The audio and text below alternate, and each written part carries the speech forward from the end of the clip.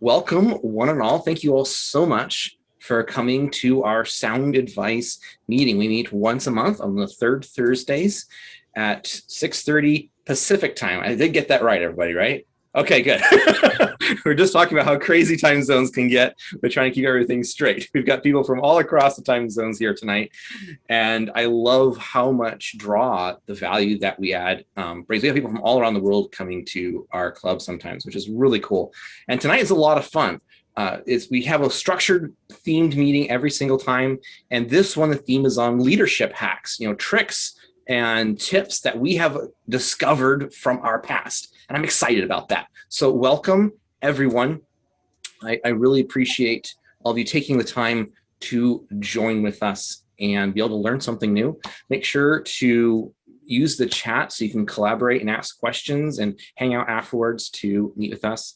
I really love engaging with everybody here. So without further ado, I would love to turn this over to Mary, our Toastmaster of the evening. Please welcome Mary Morrison. Thank you, James.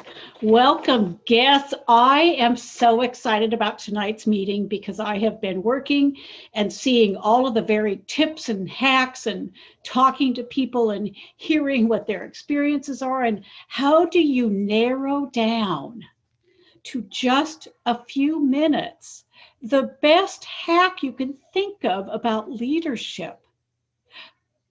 I'm so glad I didn't have to do that tonight. I just get to fill in all the bits as your Toastmaster. Some of us are very familiar with Toastmasters meetings, and I don't want to presume that everyone is. This is very unique for a Toastmaster meeting. We are an advanced club, as James said, and we do things a little differently. And even for us, this is a slightly different meeting. So we're going to have 6 speakers tonight who have made a prepared presentation, plus 5 videos by one member, 2 to 3 minute videos that will fit in between each segment. In Toastmasters, we really like to welcome everyone and make sure that you feel that this is going to be a place that you can enjoy yourself and learn a little something, and at the same time maybe be a bit challenged and get out of your comfort zone a little. And I promise you, you're probably going to do that, whether you're an experienced Toastmaster or this is your first ever meeting. Let me explain a little bit about the process we're going to follow. I mentioned we'll have speakers. The speakers will all have evaluators, which is very common in Toastmasters, but for tonight, they're going to have just the written evaluation. If they want a verbal evaluation, which would be typical, they're going to have to pick up the phone or make a Zoom appointment and talk to their evaluator. Tonight, it will be written only. So some people are doing double duty on both speaking and evaluating. In addition to that, I'd love us to spend a few minutes in a breakout room, which our Zoom master, Sherry, is going to help us with. You'll have a couple of other people to chat with. There'll be 4 of you in each room. Just to say, talk to me about,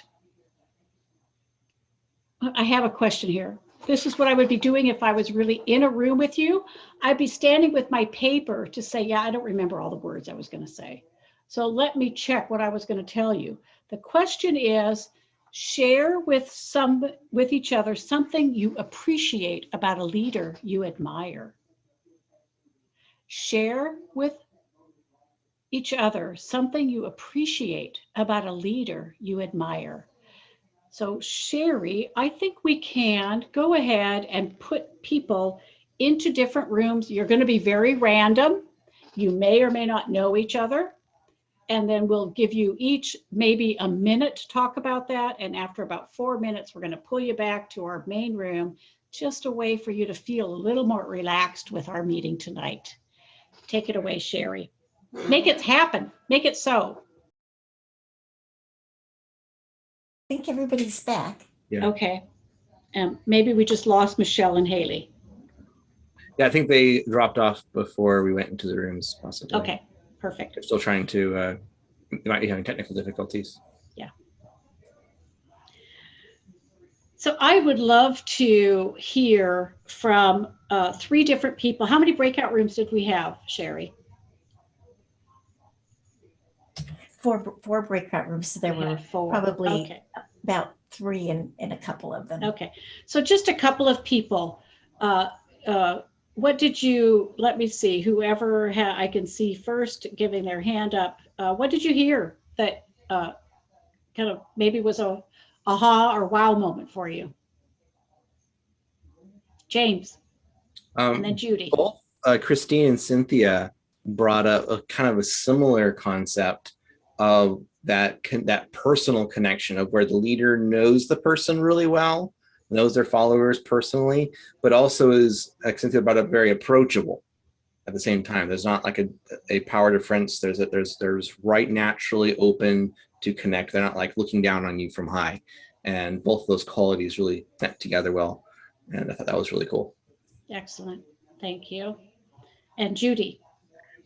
Chip liked a boss who challenged him, gave him a project, didn't tell him how to do it, but was there to evaluate and help him along, to help him see what he could do on his own, figure out on his own. A good leader does that.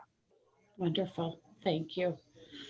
And we will be hearing lots more tonight, woven in with people who have really learned something or will be sharing something about leaders that they admire. I heard one thing I wanted to share because it fit in with something I was already thinking. Edward shared that he really had a boss that was always learning, always seeking out challenges, and was then sharing it with the group for a greater vision, and thus expanded not only what he kind of learned, but really helped others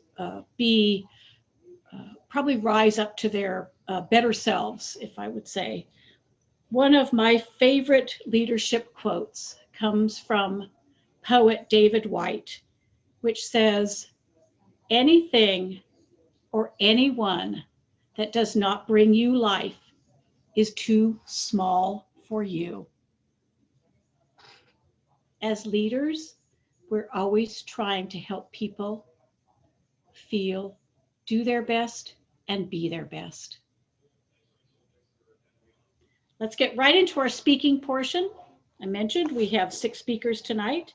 Our first speaker is someone we have actually heard from a bit because he is our club president. And James is going to give us a brief introduction to one of his favorite structured conversational cycles called Intersect, Invent, and Invest. This could be a universally applicable tool for project coordination or more. Welcome, James. Thank you, Mary. As a leader, I find that conversations are not just the skeleton, but also the musculature of a living, thriving team. Conversations in groups, conversations one-on-one, they're critical for making a team work successfully. So often we think, though, about conversations in isolation of their context, in the grand strategy or scheme of what the purpose is and what needs to be accomplished. Something that I use a lot that helps me to provide context so I know what I should expect of each and every conversation is having conversational cycles, a series of kinds of conversations that are structured around particular purposes that revolve around each other. So I talked about this last Tuesday at the officers training. Actually, I gave one macro structure of align, act, and adjust as like a wheel as we're constantly revolving and moving forward. Tonight, I want to zoom in on that align conversation and reveal that it's actually composed of a conversational cycle within itself. When you are seeking alignment with a team, which is really vital right now for Toastmasters, beginning our new Toastmasters year, seeking to get everyone aligned on board, these new teams gelling and finding their direction forward, alignment is critical. So when having align conversations, there are 3 sub-conversations that are really powerful. And those are intersect conversations, invent conversations, and invest conversations. Firstly, an intersect conversation is exploring the intersections of people's values, finding out what is important to people, what are concerns for people, and what are the contexts they are aware of, what is on their radar emotionally and cognitively, what is important to them, finding out what those are, and then seeing the patterns of how they intersect not only with what's on your radar, what's on the team's radar, finding those intersections of values, purposes, long-term goals, short-term goals, methods that we believe in, systems that we use, finding out how to leverage those and finding those intersections is critical. And then exposing them so that everybody sees that we're on common ground, so we can build from those intersections. The second portion is invent. Once you have collaborative intersections, potential explodes. Ideas just pour from people like cataracts of potential. It's amazing what can happen when people are having an energized invent conversation around an intersection. There's a whole lot of nuances to what that looks like, but basically, it's brainstorming. But it is intentional, empowered, like nuclear powered brainstorming. It is intense. And when you come out of that brainstorm, you have a sorted list of valuable ideas that are aligned with your purpose. So not just randomly assorted things like, hey, we should have M&Ms at our meetings. Well, how useful is that? It might be at some places, but not for everybody. These ideas will be tied to what everyone believes in and is ready to invest in. There's already buy-in for them. But you need to figure out what you want to invest in based on time. Is this the right time for this? And what resources do we have available to allocate to that? That's the next conversation that leads into the next macro conversational cycle of ACT, when you're bringing action to the wheels, in a sense, to the project, when the rubber meets the road, in a sense. So this invest conversation is priming you for putting action behind those ideas by allocating investment, clarifying what is actually going to happen when and by whom. That way you have buy-in saying, yes, we all agree, this is what we are going to do next. That's part of alignment. That leads into the more practical, nitty-gritty planning and structuring of what's actually going to happen from that in the ACT conversations. But this is, in a view, what an align cycle looks like, to bring people together through the intersect conversations, then exploding with potential and possibility that is all valuable in the invent conversation, and then investing into what's going to happen next in the invest conversation. So this is a sneak peek, a tip from particularly this book. I tend to reference it as often as possible. There are chapters and chapters dedicated to each of these conversations with a lot of practical tips. So ultimately, I could just summarize by holding up this book and saying, go read it. But that is a sneak peek of this, and I'll put the details in the chat for you. But the Communication Catalyst was a tremendous, powerful resource for leaders of any stripe. But I really wanted to share that little piece for it. I think it's pertinent for Toastmasters right now. Thank you.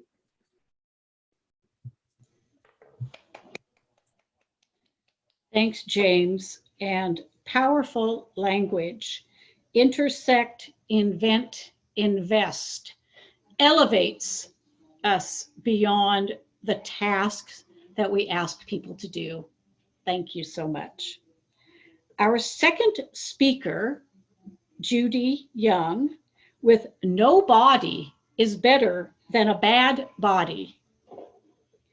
Judy and I have known each other for a number of years. In fact, if I had to say that I made a very good personnel choice quite a few years ago by recruiting Judy into a district leadership position. I'll take a little credit for that. Judy, who is Distinguished Toastmaster, past district director, has served all club officer and district officer roles. She never stops learning. Tonight, Judy talks about a particularly stressful challenge and how she handled with more than a little help from her friends.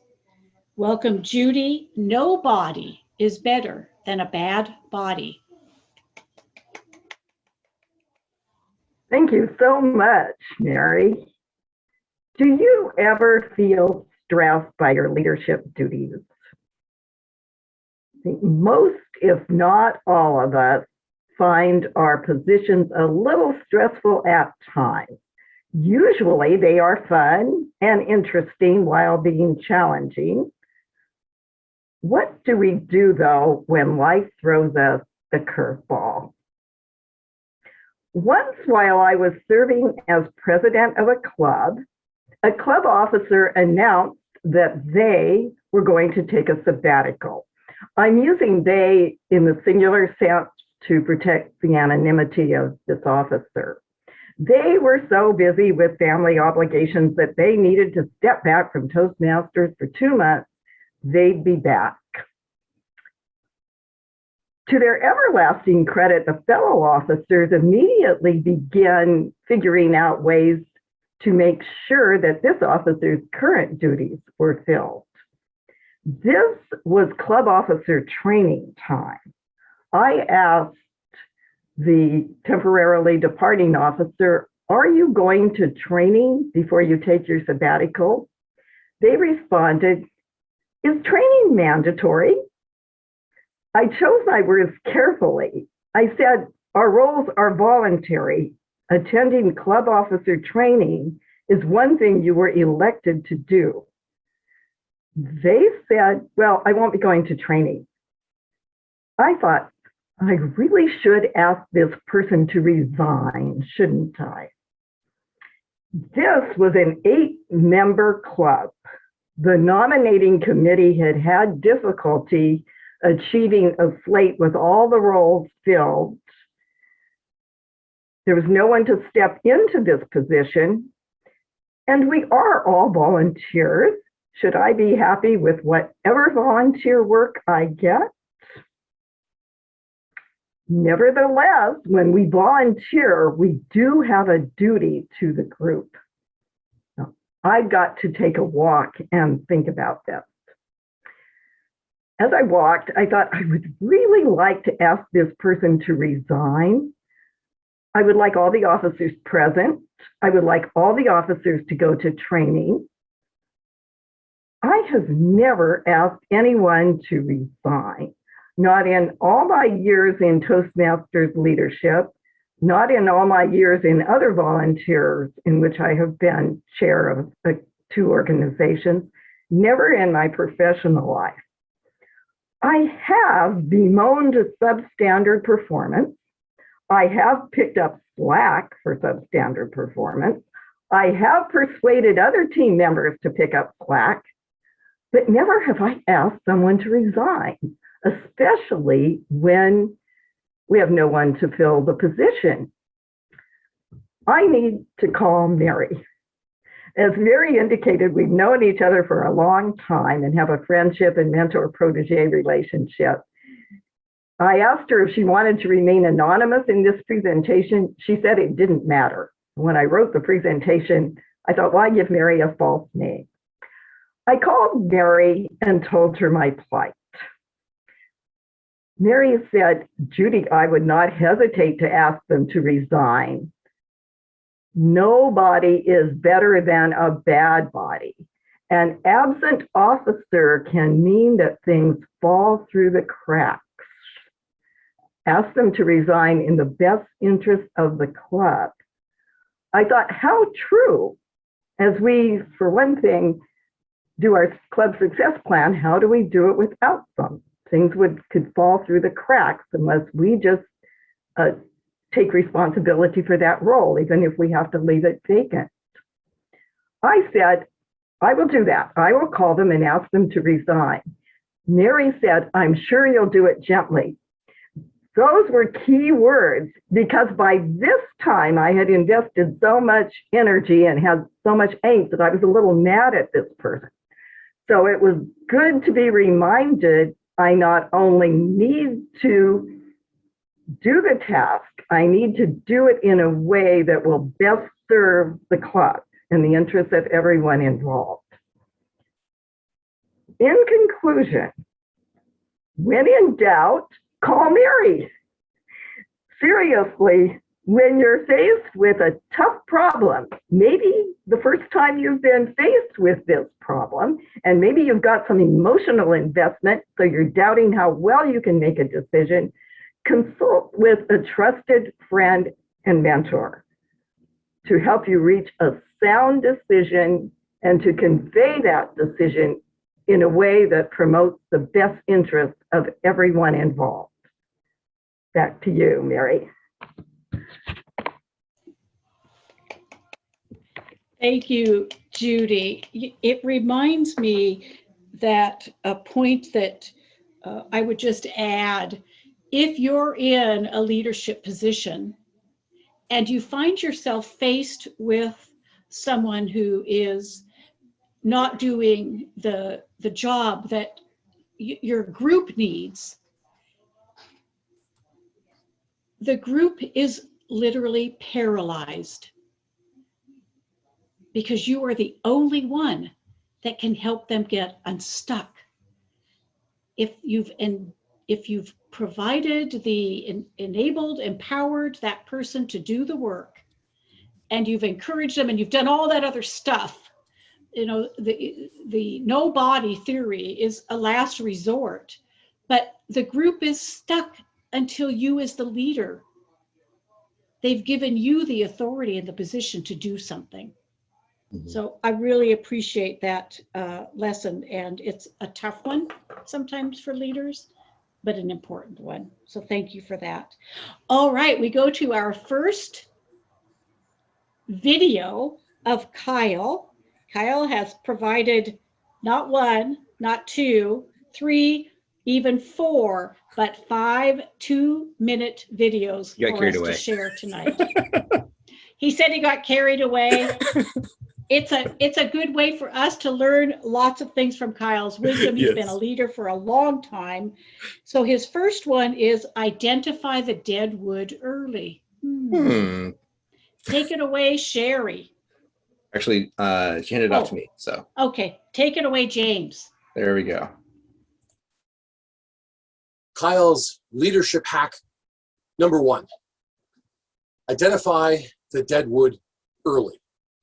Now, I'd love to say that in every team of people, all people are contributors and all people contribute equally, but it's not true.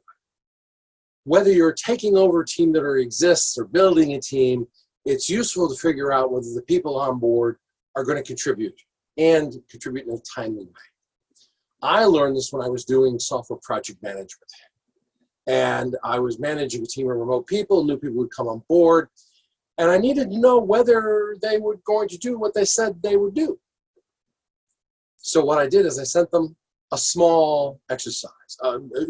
Sent them an email saying, hey, fill out this form, send it back to me within 24 hours, 48 hours. And you can see right away, if somebody can fill out a simple form in 24 hours and send it back to you, okay, great. If they can't do it in 48 hours, if they can't do it in a week, there's a problem. When I was coming on as club growth director, I had 25 people volunteer to help me grow clubs. I sent those 25 people a simple 5-question questionnaire. Where do you live? Where do you work? What's your phone number? What's your email? How do you prefer to be contacted? Simple questions. Gave them 48 hours to get back to me. 16 of the 25 managed to do it. One person said, I can't do it right now. I'll do it on the weekend. The other 7 didn't respond at all, never sent it back. They got dropped from the team. Identify the people who aren't going to operate at the level you need and do it quick and do it simple so you can build a team that will get done what you need to get done.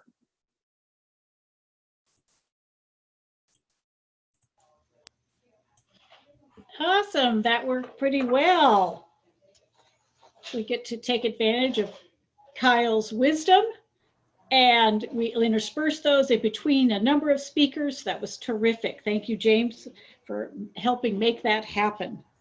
Our third speaker tonight, creating connectivity, Debbie Baker. I'll just take a minute to say, Debbie and I have been diligent about getting information to and from each other.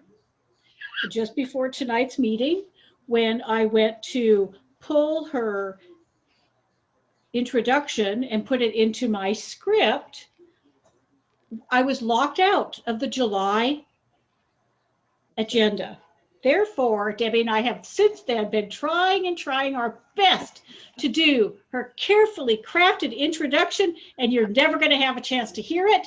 I'm winging it instead. You know, the thing people have said to me over and over about Debbie Baker, who is our current club growth director, is just how terrific it is that they get to work with her, because she is so good at recognizing and acknowledging them. And I know we're going to get to hear a little bit more from Debbie tonight, because I bet it's one of her favorite leadership hacks, creating connectivity. Welcome, Debbie. Thank you so much, Mary. I can admit that I actually got her the agenda. I didn't, I guess, read all the way to the send me your intro. That was one of those moments. Well, I'll tell you what, folks, I definitely find that people are important. And at first, when I started looking into this as an adult, it was more along the lines of, how do I not be so awkward? How do I not be so anxious? And I was reading books, and books exposed me to little ideas and little ideas. Well, my hack has helped me in so many ways. And I have maintained this process for well over 25 years at this point. What it was I got one of these, which is basically a index card holder. My card holder has index slots A through Z, and I capture information about individuals. Now, don't be freaked out. I'm sure I've got information on most all of you right here. Initially, it's just your name, your last name, and maybe where I'm running into you at. Sometimes if it's a big group, I might even jot down a little description. That way, when I see it the next meeting, I know that I can connect it better. Who is this? What did we talk about last time? Things like that. Then, as I get to know you, as I hear some information about you, I then start to jot things like, how many kids do you have? What are their ages? I may not ask those questions specifically, but as we dialogue, you start to drop little bits, and I catch on. And then I'm always listening for those moments when you're expressing something you're sad about, or some significant event. I know when somebody had surgery, or I know when someone's dog passed away, or I know that you lost your mom in the month of October. And so with those things, I add them to my cards. I've got a couple of cards right here. I'll show them to you real quick here. So one of them was a coworker, and I happened to capture when she was born. She's Vietnamese, she's married. And at that time in 2014, she had a son and a daughter in high school, the sophomore and freshman year. Things like that. So as the kids graduated, I sent her a little card. Said, hey, congratulations, Mom.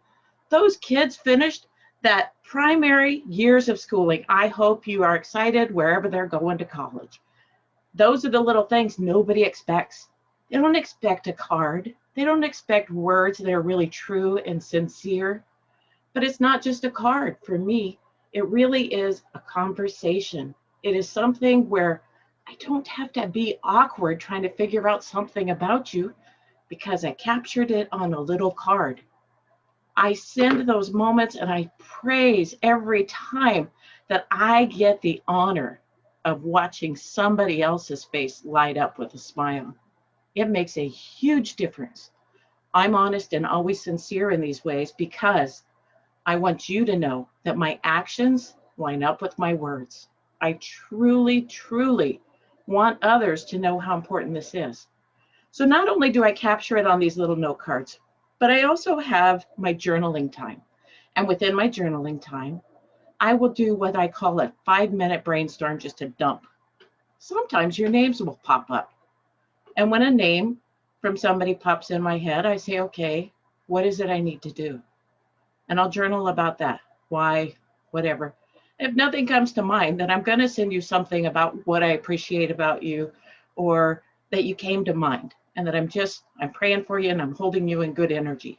And other times it's that I need to be mindful all day. And that's what the thought came through. And I'm like, okay, so I'll be mindful and I'll watch for things. If something reminds me of you, I might send you a note. Or if I was out shopping and I saw something and said, hey, Mary would love that, I'm going to go ahead and pick it up and send it to her because I was being mindful of you all day. So I take the actions, and I view this as every day I say, Lord, let me be your hands and your feet today. And then I used to take it a little further and say, let your words come out of my mouth. But I decided that was too vain, because sometimes the things that come out really aren't what I would think that others would want to hear from me. So I'll be your hands and your feet. I'll take action. And so then I started doing that more and more. And I have found that over time, I believe that people trust me enough to open an email from me. That's a big wow. Huge wow. Do you know how many emails all of us are getting every day? But to believe that if somebody sees one from me, they're going to open it. What a huge compliment. And yet they didn't even know they complimented me. It's things like that that have led into the importance of that future outreach, those opportunities to find one small piece of connection between myself and yourself, and then let that blossom. Let that be a seed of growth. If you want to count it as a flower, those flowers can produce thousands of seeds on thousands of seeds. That's how I find that I have my best opportunities connecting with others. I hope that all of you would take one small seed and try it out on your own. Back to you, Mary.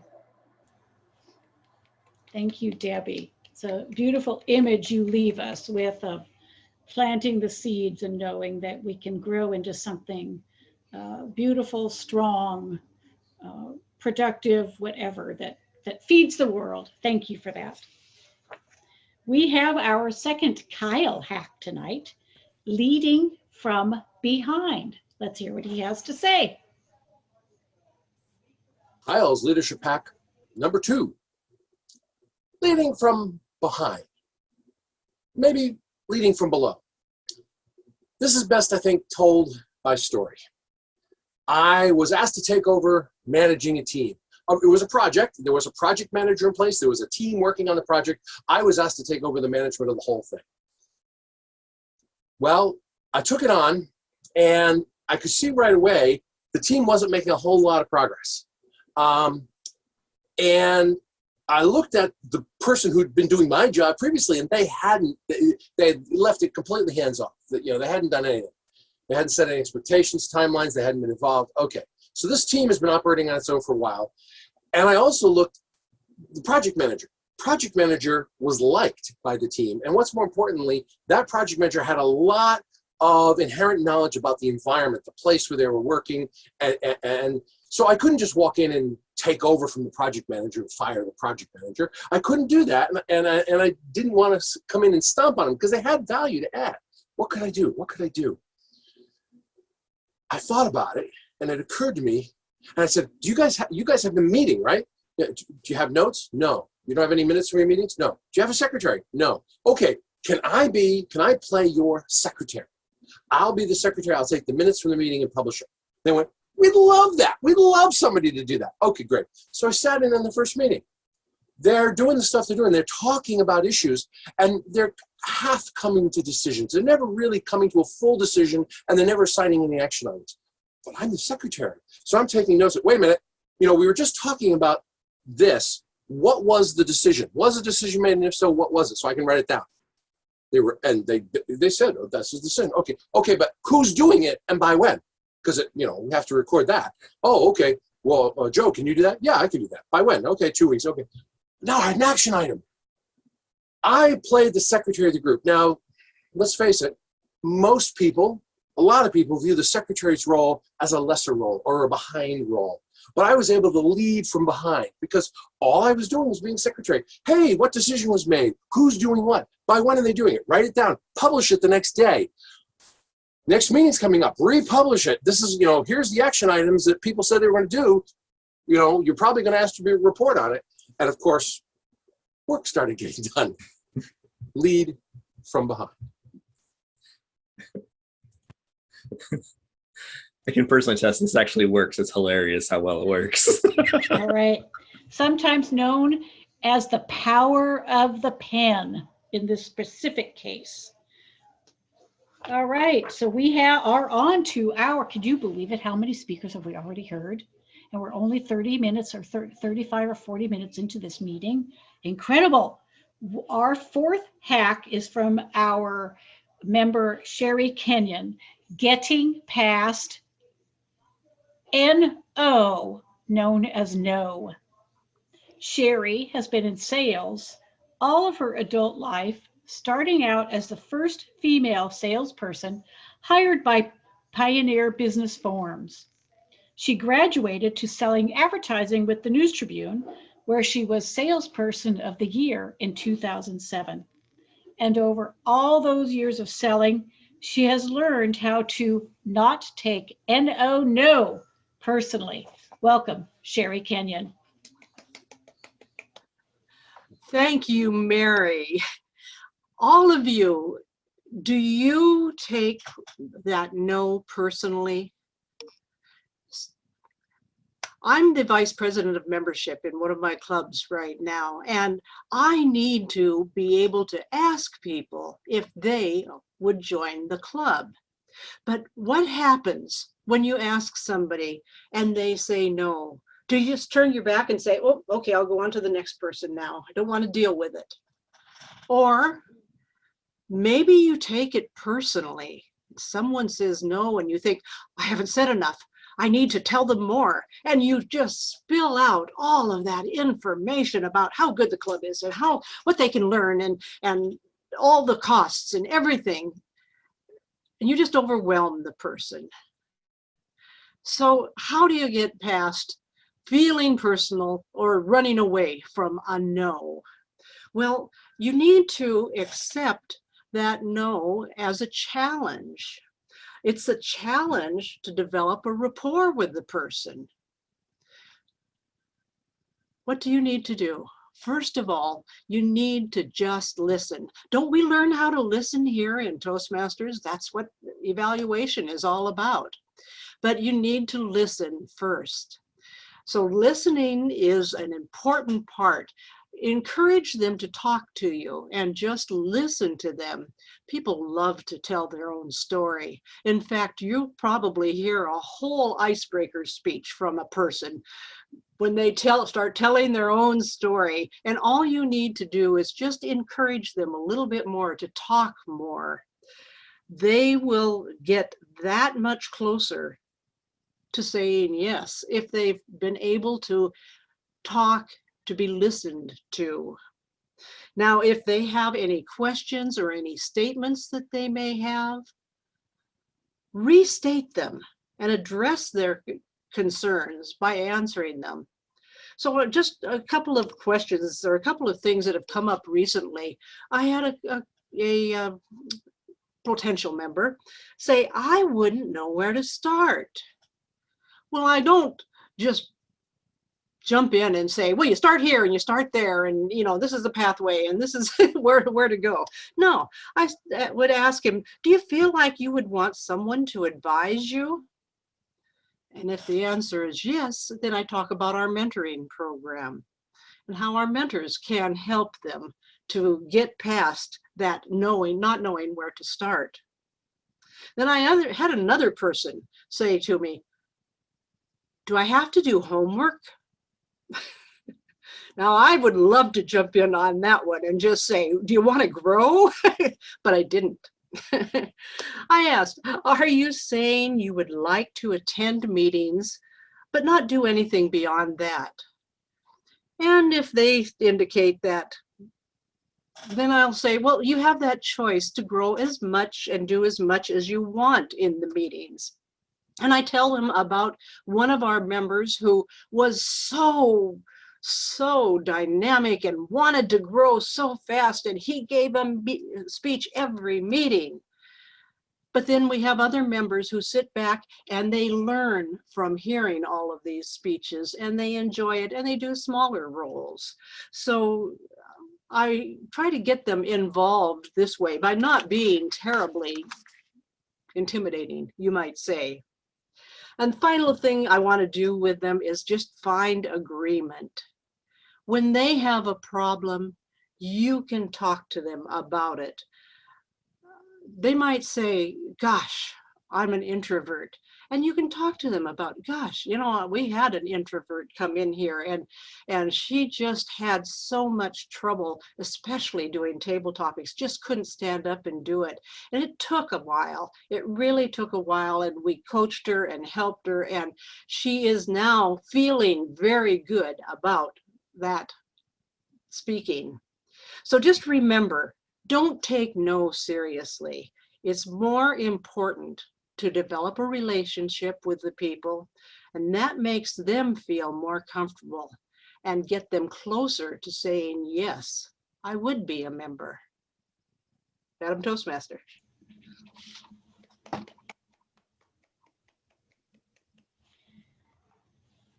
Sherry is the best.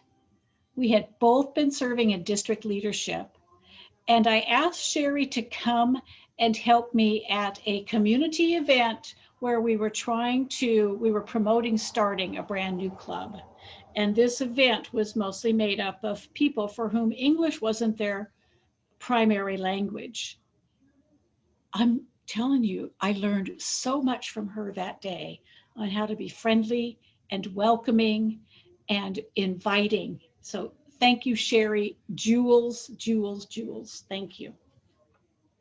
We go into our number 3 from Kyle. Make them feel heard, and then ask. Make them feel heard, then ask. Kyle's leadership hack number 3. Make them feel heard and then ask. When somebody comes to you, when some member of your team comes to you and they're upset, put aside whatever you're working on and give them your full attention. And listen. Ask questions. Listen. And don't try to think about how you're going to respond to them. Don't try to think about how am I going to calm this person down. Don't worry about that. Just listen. Extract the information from them and make them feel heard. Now, you probably know this, but in case you don't, one of the best ways to make them feel heard is to paraphrase back to them what you're hearing and ask them if that's correct. And if you are correct, they go, yeah, that's right. And if you're not, they go, no, you didn't get it. And they'll tell you again. And you paraphrase back what you heard and ask them if you're right. That lets them feel heard. Now, once they've calmed down, because once people feel listened to, they will calm down. Once they've calmed down, then ask them, so what do you think we should do about this? And usually they'll give you a really good answer. One you might not have come up with. I had a senior programmer come to me, and they were angry about how ineffective a junior program was being, and I let them vent at me, and I paraphrased back, and they said, yeah, you got it. And I said, what do you think we should do about this? And she thought about it, and she said, you know, nothing, I just needed to vent. I was like, okay. That person left, and they were happy. And I didn't have to make any decisions. I just had to give them my ear and let them vent at me for a little while. And they felt heard. Problem solved.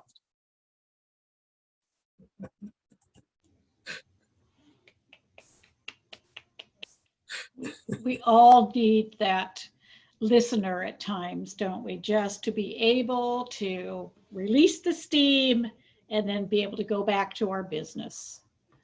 Still having healthy relationships in place. Our fifth speaker tonight, Christine Meeker, talking to us about time management of priorities. Are distractions offsetting the accomplishments of your priorities? Setting boundaries is essential to managing your time by recognizing the unnecessary interruptions that hold you back from your success in reaching your goals. Please welcome Christine Meeker, Time Management of Priorities. Thank you. It's good to be here with you, and leadership hacks are important that we can learn from one another and from all the wealth of experience here. So thank you for inviting me to be part of that.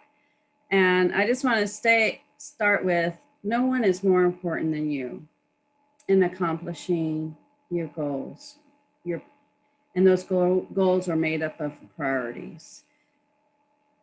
When I think of time management of priorities, what comes to my mind, and you've probably all seen it through training, is a jar is put on the desk, and then big balls are put in the jar, then little balls, and sand, and then water. It just shows a visual of take care of the big stuff, and then the small stuff will fit in. By the time they got to the sand, I was like anxious. I was overwhelmed with, I don't even know what I would name the big balls. I like to dabble in everything and not be just stick on one thing to get it done and then another. So I said, okay, I find boundaries, defining boundaries, my boundaries. What does that look like? And I like the image of a chain link fence where I can see everything with a gate. I can open and close that gate whenever I want to.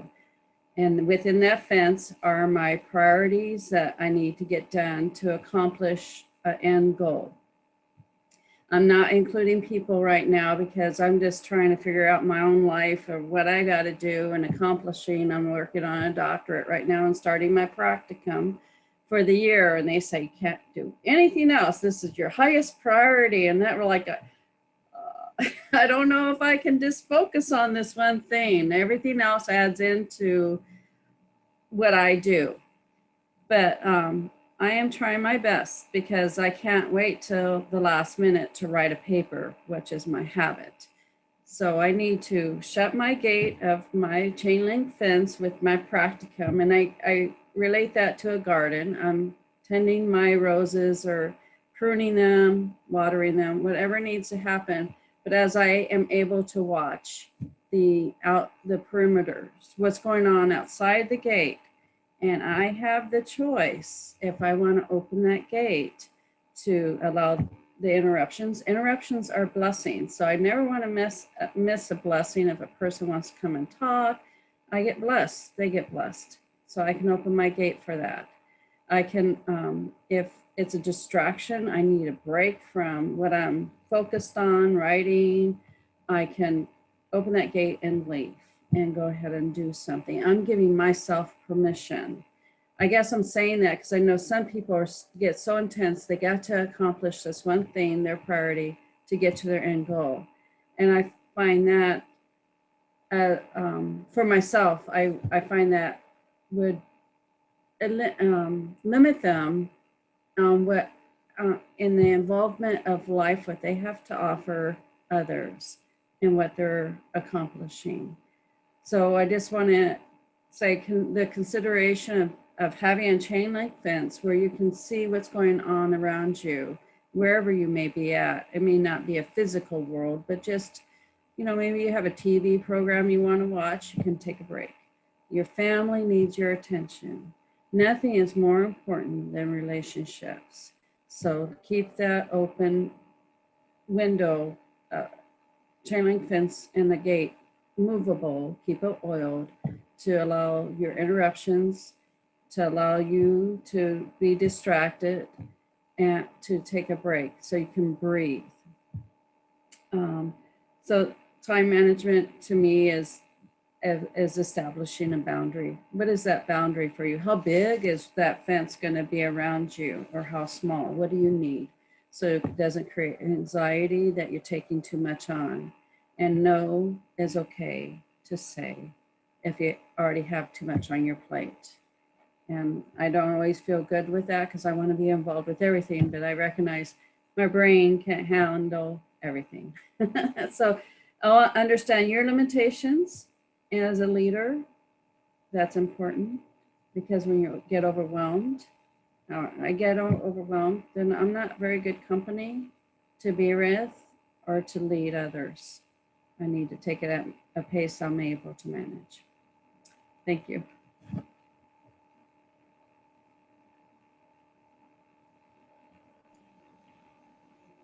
Thank you, Christine. I love the image of a chain link fence.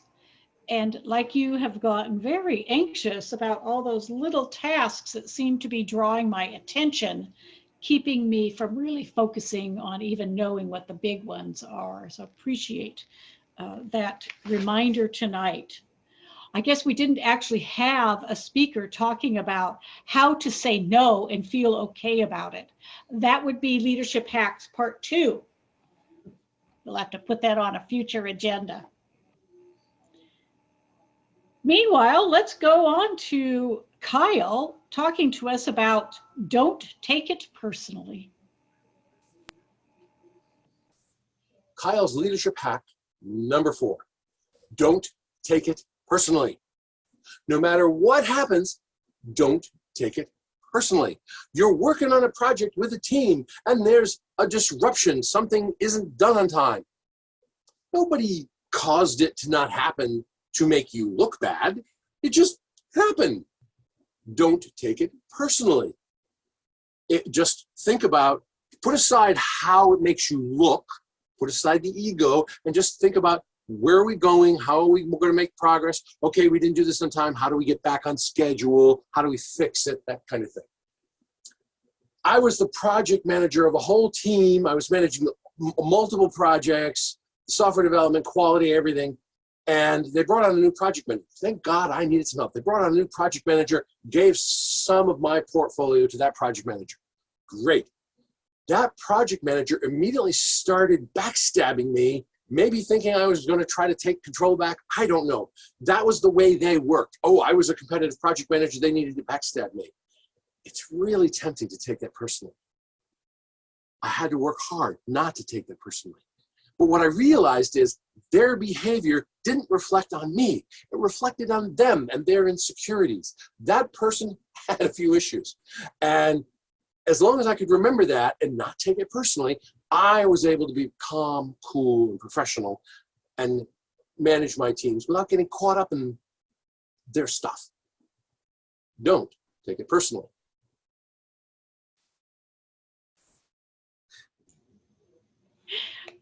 I feel a little bit like I'm on watch Jeopardy, and sometimes they bring in the person speaking from off a different location or something, giving them the clue. I feel like that's what Kyle is doing for us at tonight's meeting. It's kind of wonderful. I really appreciate how seamlessly it's all working too. Oh my gosh. So for our last formal speaker tonight, talking to us about the leadership trifecta is our area director, Chip McKenna. No, sorry, division director, Chip McKenna. After pushing to be promoted to a manager role and having to wait several years, it finally happened. Ta-da! Chip became a supervisor. A month into the role, reality hit. What had he gotten himself into? Endless meetings, long hours, and push those around him to complete tasks. He has learned a lot since then, especially about his own leadership abilities. Trust, delegation, and vulnerability personify his leadership. Learn how to apply those in order to supercharge those around you. Please welcome Chip McKenna.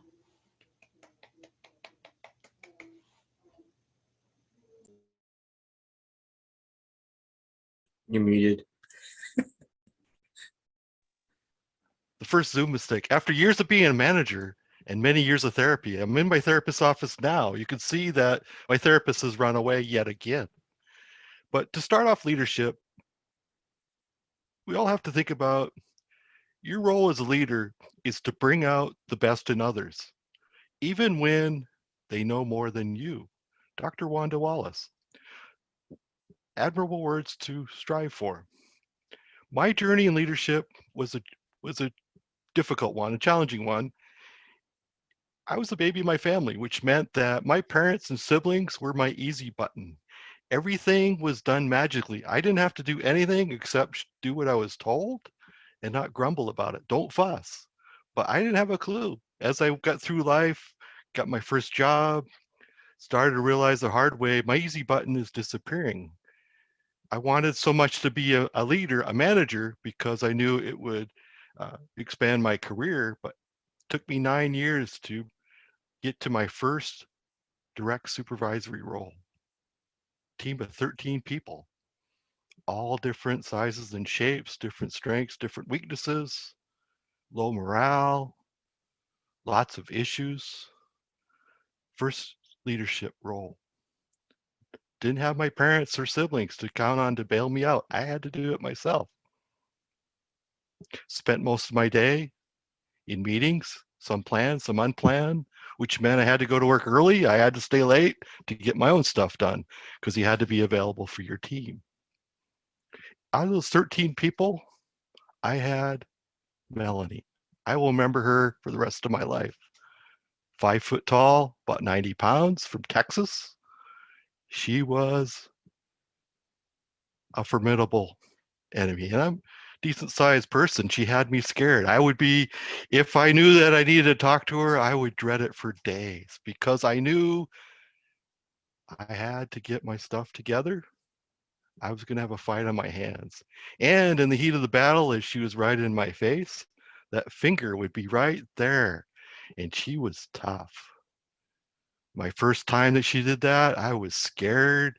I didn't want to go back to work. I wanted to call in sick. Had an issue that I couldn't handle. She wanted to talk to my manager. I went by my manager's office. He had a window in his door, and I look in, and there she is, right in his face, about 2 inches away. Later on that day, he takes me aside. He says, "You need to get Melody under control." I said, "You were doing a pretty good job yourself." So again, that was how I started my management career. Luckily, I persevered and learned that there's lots of great mentors along the way, people willing to help you, people have been in similar shape. But anytime that I always have to address an employee issue, I know to address it quickly because I don't want another Melanie on my hands because that's just not fun for anybody. But it's a good indicator. So in my years, 30 plus years of taking on many teams, low morale, seem to be attracted to boosting people's spirits up, getting them redirected, regroup, maybe having to lay some people off, whatever, just, really good at re-energizing people, getting them refocused in a positive direction and turning them into high performance teams. And how do I do that? I have 3 main skills that I feel any leader should have, but definitely for myself. Number 1 is got to earn their trust. 2, I have to learn to delegate. 3, I have to show vulnerability. If I pull these 3 off, I will be very successful and have a great team built around me. Didn't figure this out the first time, didn't figure it out. Probably took me 20 years to finally start heading down this role. So when I talk about earn their trust, it's being there, being supportive, addressing things quickly, so there's no surprises. I have to earn their trust because without their trust, it can disappear quickly. I could be blindsided and not have a clue. Lots of things will be going on they're not going to tell me about. You're going to have a difficult conversation and I may have to end it because emotions are running high. But when that happens, I have to regroup with them the next day, say, hey, that didn't go well, but this is important. And we have a great conversation afterwards. We are human, try to keep our emotions in check, but I am Greek Irish. I use that as my excuse, but no, there's things that happen. The key is to regroup. Learning to delegate. I struggled with that I'm a control freak, that by the time I would train someone how to do it, I could have done it myself. But in a manager role, I don't have the time. And I have to build my team. And how am I going to build my team? But by giving them projects to work on. Most importantly, is you lay out the scope of work, resources available, but more importantly, way before the deadline, you have check-ins. What's going well? Where are they getting stuck? How can I help? Comes in very handy. And last point, you have to be vulnerable. There are times you get a new project, you don't have a clue how it's going to be done, and you admit it. Hey, I don't know, but we're going to figure it out together, and we'll make this happen. You got to be open to new ideas. You know, after 30 years to say I know and done it all. No, I know less than I know when I started. But I also know that it takes everybody some time to digest it, to let it sink through, and then you have a great conversation. So you plant the seed, and then you follow up a little bit later to see how it went. And most importantly, when you're a leader, you're going to make mistakes. Own it, admit it. People will have a lot of respect for you. That's how you earn people's respect. So if you focus on these 3 areas, you can watch those around you blossom and be proud. Kind of like a parent, reward them. If people outdo you, that's a good thing. That's something to be really proud of and supportive of. Madam Toastmaster.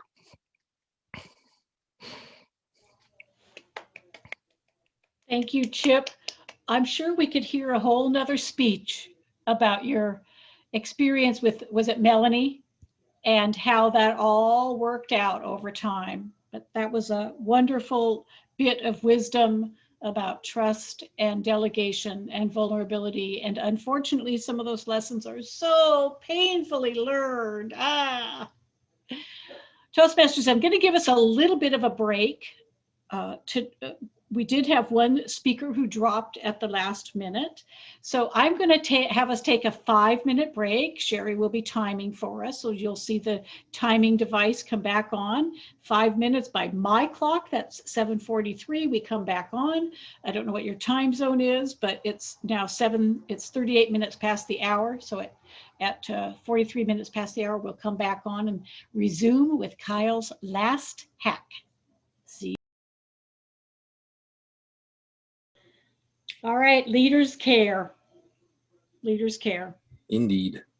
That's for sure. Let's move on to I think we've got people back from the break. They will have, if they're not, they will have a couple of minutes to get themselves organized as we listen to Kyle's final leadership hack. Pass on the good, the bad stops with you. Kyle's leadership hack number 5. It's not so much a hack as a leadership principle. If you're the leader of a team, anything that's good that's coming down towards the team passes through you to the team. Anything bad that's coming down towards the team stops at you. So if the team is getting praise, if the team is getting thanks, you turn around and you say, it's all my team's fault. They did it. They did a wonderful. I have a wonderful team. You know, they're doing it. And you say it out there to the people who are thanking you, and you turn around and you say it to them. Let them know that the team's being thanked. If somebody's coming and complaining about the team, you say, wait, stop. You don't talk to them, you talk to me. Tell me what's wrong. Vent your anger at me. You're upset because the project slipped. I understand. I'm the project manager. It's my responsibility. You don't turn around and start blaming Bob. You can always see the bad managers, because when something starts going wrong, they start looking for who to blame. That's a poor leader. It's a leadership principle. You take the good and you pass it through you onto your team. The bad stops at you. Good stuff. Good stuff. Very good stuff. All right, that was Kyle's final one. You can see what a treasure he is, and I'm really sorry he couldn't make it in person, but I think we gained a lot from all of his hacks for tonight. This is kind of his idea too, which is why it's so much I know. I know.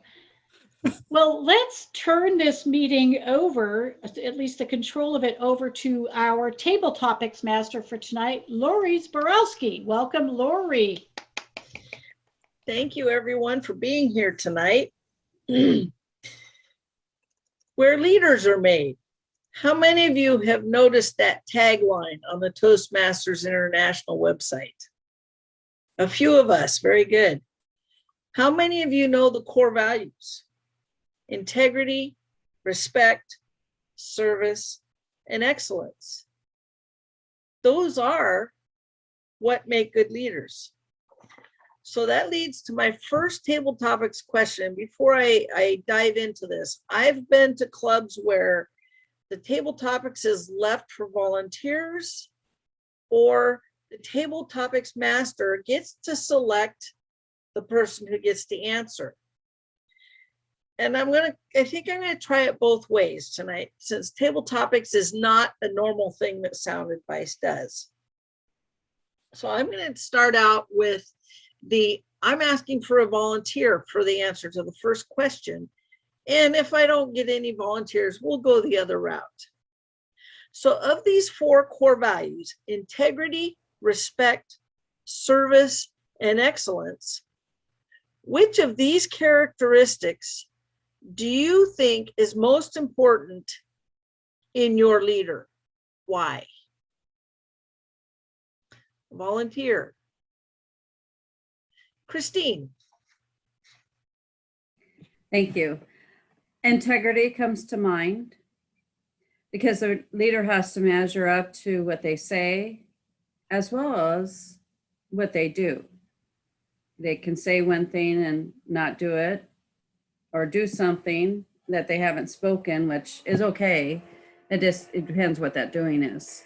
Excellence falls within that. Integrity. I think integrity is just the umbrella of everything that makes a leader good, beyond good, because everything has to connect together, balance each other out. I don't know what words I'm looking for, but basically what you say is what you do. And it's not about, do as I say. It's the leader sets the example for others to follow. And that's the bottom line, to be truth for any leader.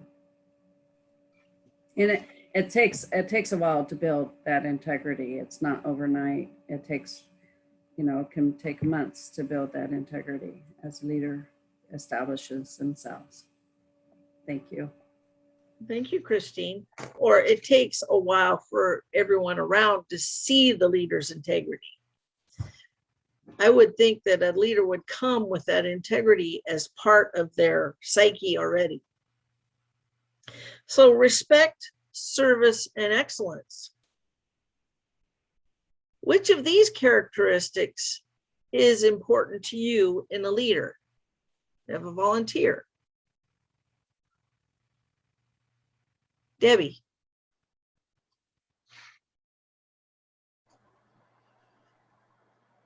Out of the 3 remaining values, one that's been heavy on my heart to continue to push and speak out for is service.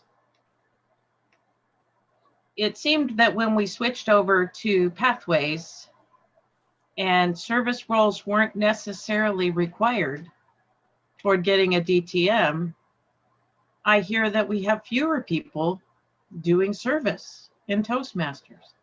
And that surprises me, because service is all around us. If you're practicing it across the board. That's my opinion. I do service by wiping down the counter in the bathroom so that the next person doesn't get the front of their pants all wet when they're washing their hands. That's a simple way of service. We have a program that's a leadership program within Toastmasters, and we do these roles without asking for money. That is service. And when we bring our best selves as well, we're bringing even better service. But we need the group effort so that it doesn't feel overwhelming and heavy for just the few. And the more of us in service, the more of us in joy, and the more we filter that out into our communities. Because we aren't just Toastmasters. We live in communities, we work with others, and therefore service is all around us and necessary. Thank you, Debbie. Thank you, Sherry, for jumping in with the appropriate timing indicators. I should have mentioned that at the beginning, but I think Christine and Debbie both noticed Sherry doing her job and wrapped up their responses in the appropriate time. I'm not going to ask for a volunteer for the last two. I'm going to go back to all four of them. Integrity, respect, service, and excellence. Can you give me an example of a leader that demonstrates one or more of these values?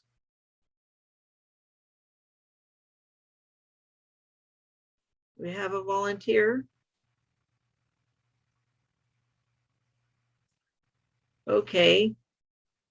Not that you have to put somebody on the spot. Go ahead, James. This may seem wildly off, but okay. Table Toastmaster, fellow Toastmasters, honored guests. Before I left Washington, I took the opportunity to visit the monastery of the Holy All Merciful Savior on Vashon Island, which is a beautiful place to visit, specifically to visit Abbot Tryphon there. And going there, talking to the monks, talking to Abbot Tryphon and the others, and seeing their interaction was really beautiful. It so happened that it was one of the monks' birthday, and there was a sticky note on the door saying happy birthday to this particular monk.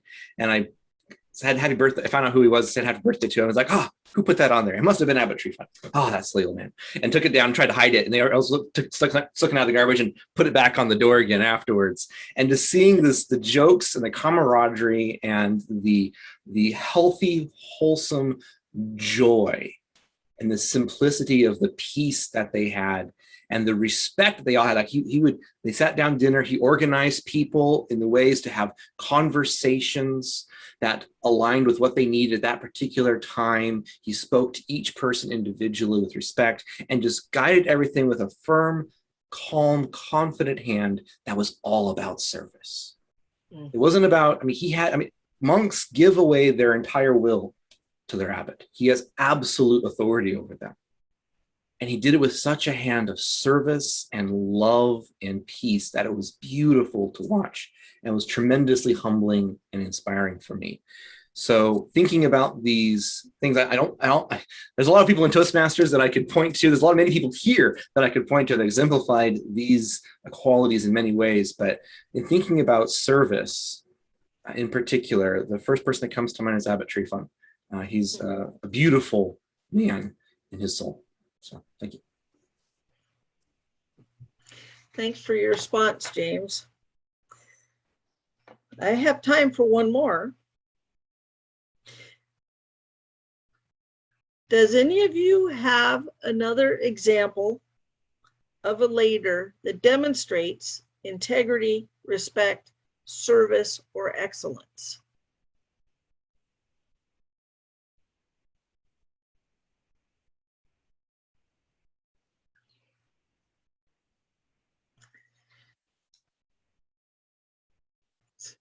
Edward, I want to thank you for being here tonight. I'm going to put you on the spot.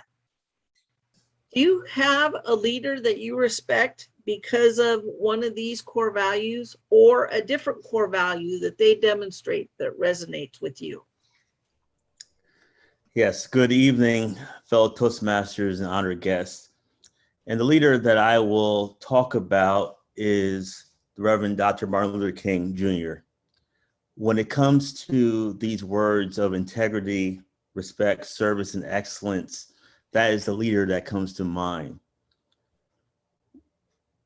He was respected by many for the work that he wanted to do for our country as well as his world.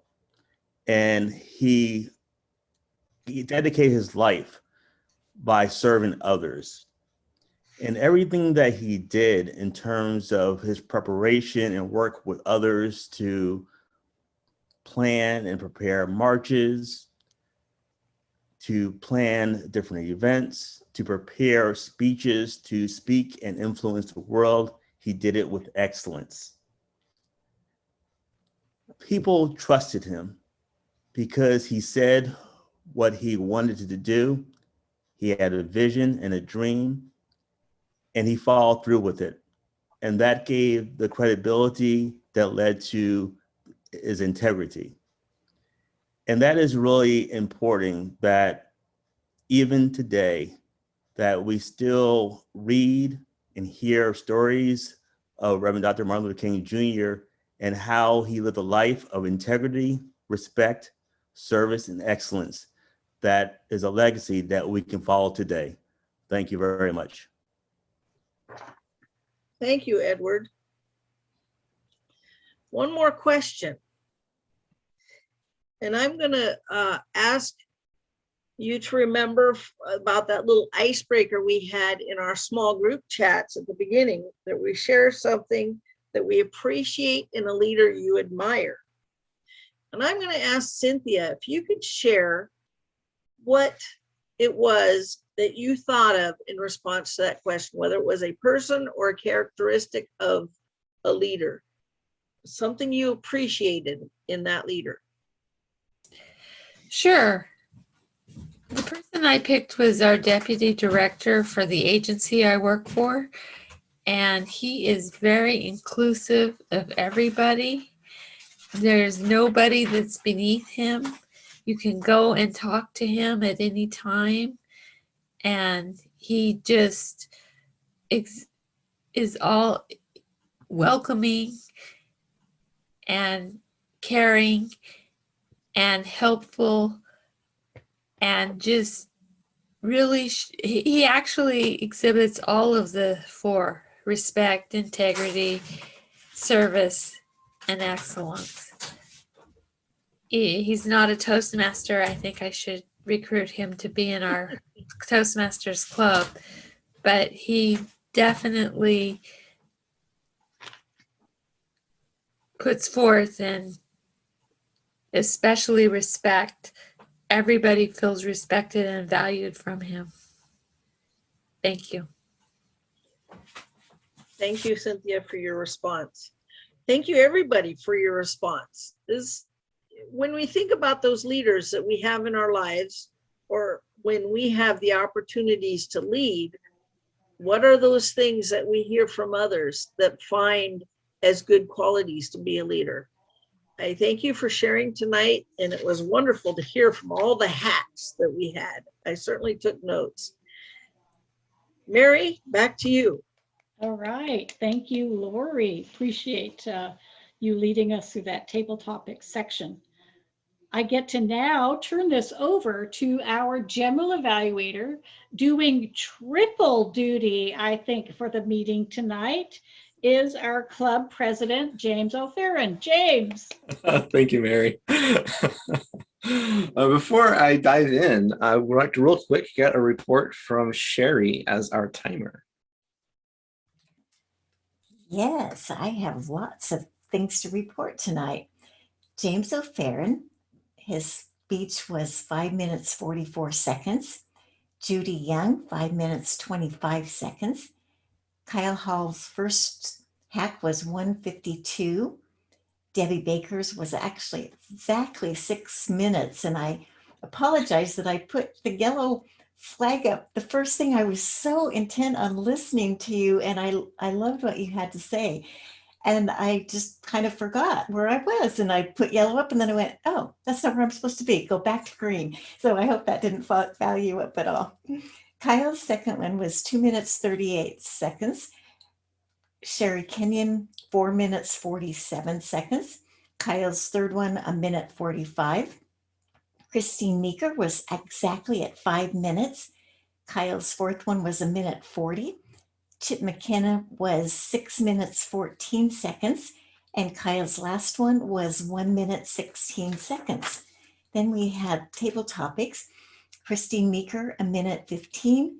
Debbie Baker, 1 minute, 45. James O'Farron, 2 minutes, 2 seconds. Edward Gordon, 1 minute, 38 seconds. And Cynthia Sanderson, 1 minute, 5 seconds. So everybody was right where they should be. Back to you. For how many segments we had, we did a fantastic job of being on time. That was amazing. Well done, everyone. I'm impressed. This is something I love about Toastmasters. We get to practice these kinds of things of actually having a meeting with this many moving parts and then just going tick, tick, tick with last minute adjustments. We had one speaker had to drop off last minute. So we had to adjust who was doing what. And then Mary found out, I can put a break back in here and move things around. And then she introduced a new thing for the beginning with like a speed networking kind of thing, which I love. That's a brilliant idea. And whenever we have room in our agenda, I want to continue doing that because that's a beautiful way to connect with people and create more of an authentic networking opportunity, which is something that our club values in particular, is being able to network with each other and gain from the wealth of experience and wisdom that is here in this room tonight. It's beautiful. The quality of all the speeches were fantastic. The topics are well chosen, and I find it hilarious that we were able to line up who was going in what order, and somehow they like tallied up with Kyle's topics. Somehow, like they supplemented each other so perfect. I was like, I don't know if that was planned, Mary, or not, but that was so perfect. Table topics were on point. Well done, Lori. Unfortunately, I can't evaluate the evaluators because we can't hear the evaluators, but I'm sure they'll be fantastic. And there'll be a high challenge because there were some really fantastic hacks shared tonight. I really appreciate the variety that we had and really shows the depth of the experience that this club has to offer. I really find fantastic.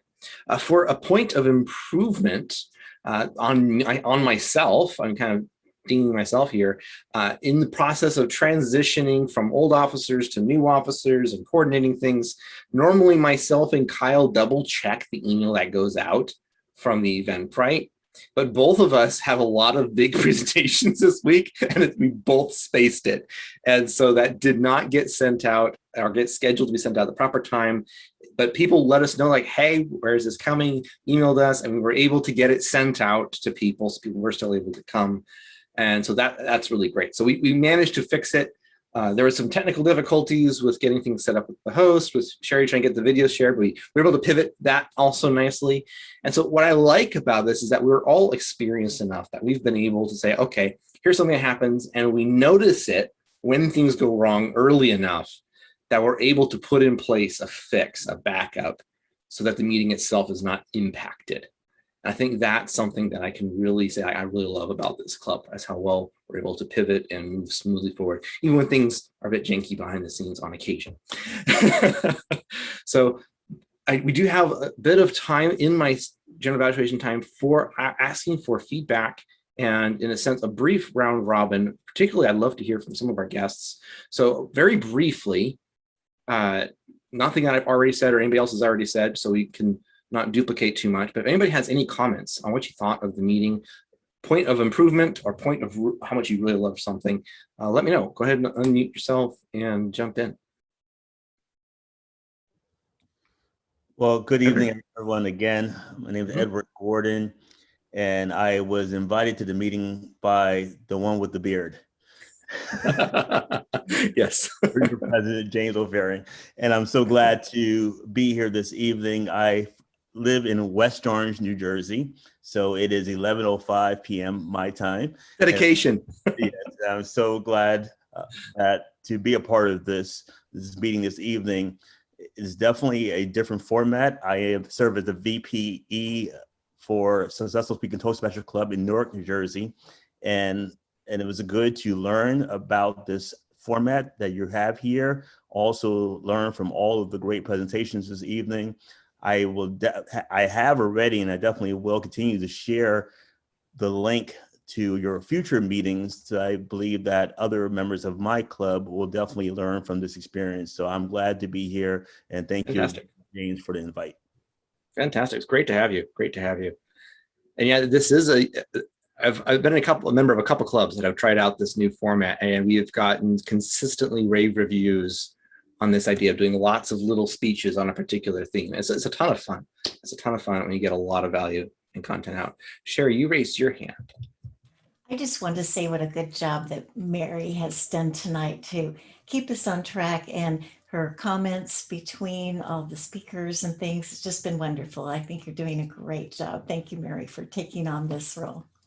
Indeed. I highly concur there. Mary has done a fantastic job with this. It was a bit impromptu too. So she jumped right in there and made it happen fantastically. So anybody else? Judy. This is not a direct answer to your question about the meeting, but as we did table topics, I kept thinking, I can think of a lot of leaders who have integrity, respect, service, and excellence. Toastmasters is the only organization I know that has those values organizationally, and it makes a difference. I used to be active politically.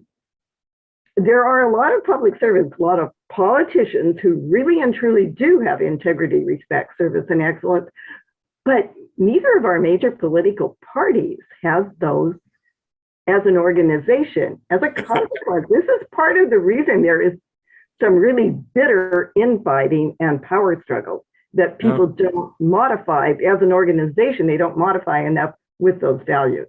But one reason I stay in Toastmasters is that as an organization, it has those 4 core values. I like that. I like that. Yeah. And some districts better than others. I have heard a lot of things about some districts that don't do as well. And I am blessed and honored to be a part of District 32. I think we tend to stand out as especially good. From what I've seen of the district leadership and my participation in, I've only seen really good things. And how many people here have been in district leadership? Actually, guys, real quick, raise your hands. How many people here have been or are a part of district leadership, either area, division, or district directors? Most of us, yeah. I think in our club, well, that is most, which that's our kind of our club focus is helping district leadership and Toastmasters grow. So that is, I've seen a lot of the value in this club is reflected in the value in the organizational structure that we've had here. So I love that. All right, I will now turn it back over to our Toastmaster, Mary, to wrap up. Mary. Thank you so much, James. Thank you everyone for your participation tonight. Special appreciation to all of the speakers who presented their hacks. It was a meeting that came together very quickly and is a credit to all of your experiences as a leader that with often less than a week's notice, you put together a great hack to share with all of us. I really liked that kind of structure. As I was listening to everyone, thought of 3 hacks that I wished I had shared. And I can't give you 4 to 6 minutes on all of them, but I can take my final minutes to share just a headline. 1, related to Kyle's, the power of the pen, manage up. It is often, unless you're the top person in any organization, it is often your role to be able to manage up and work with the person that you're responsible to, as well as those that you're trying to lead. Related to that is the hack of no surprises. When you are part of any team, my personal philosophy is, please don't give anybody any surprises. And Toastmasters does this, teaches us this really well when we all serve as Toastmaster of the meeting. We want to make sure that everyone knows exactly what's going on, what their job is. So it's a great leadership hack that Toastmasters teaches us, and we do really well as a result. And my final one is somewhat related to what our last speaker was going to talk about. I didn't hear her hack, but she and I did chat a little bit. And I think that as a leader, it's our job to provide just enough structure to manage the anxieties that might exist in your team. Provide just enough structure and enough freedom to allow for people to be creative in how they express what they need to express to be part of that team. So it's finding that right balance between structure and creativity that makes all the difference in how you move forward in a team effort. So that is it for our themed meeting tonight, Leadership Hacks. Hope you've all enjoyed it. I know I learned a lot. I turn control of the meeting back to our club president, James.